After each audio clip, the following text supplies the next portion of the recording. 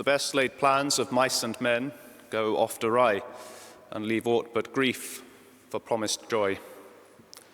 The famed lament of Robert Burns is put in the mouth of someone who's just dug his spade into the ground and turned up a poor mother mouse's nest.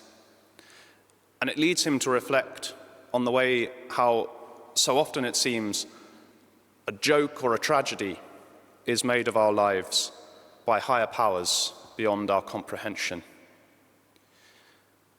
But the story that runs throughout Scripture is so often the opposite. It's so often the story of human beings confounding the loving designs of God. No sooner has God placed Adam and Eve in the garden than he has to throw them out again. They've broken the one term of their tenancy. They've eaten the fruit which he warned them would surely bring death. We call this original sin, not just because it's the first sin in history, but because it's determinative of everything that comes after. It's a sin which sets a pattern.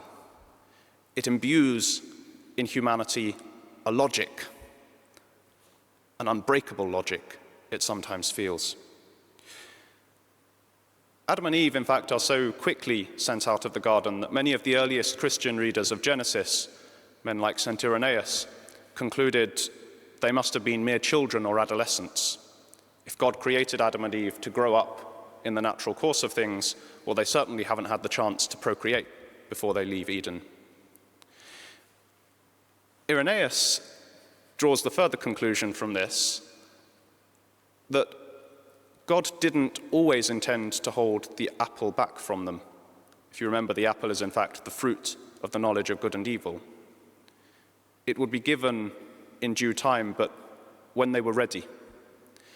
Adam and Eve would have to mature before they could eat this fruit and not feel shame, before they could eat this fruit and not be given a power too great for them to handle.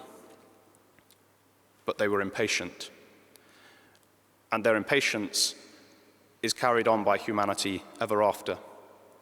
Time and again you gave them covenants, says the fourth Eucharistic prayer. Time and again we broke them. And so when in the fullness of time God sent his Son, his only Son, it was inevitable that this could only come to a bad end. It was inevitable that we would reject him and crucify him.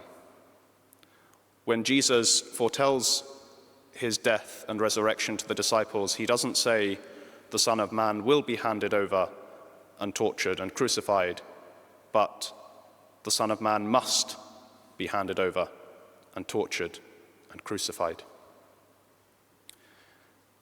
But of course, the crucifixion is not the last word.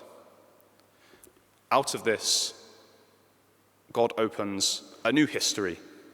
Out of the logic of impatience and disobedience, God installs a history which is marked by the logic of gift and obedience, the working together of God and human beings for something beautiful. Instead of death, God gives life, and instead of sin, God gives forgiveness.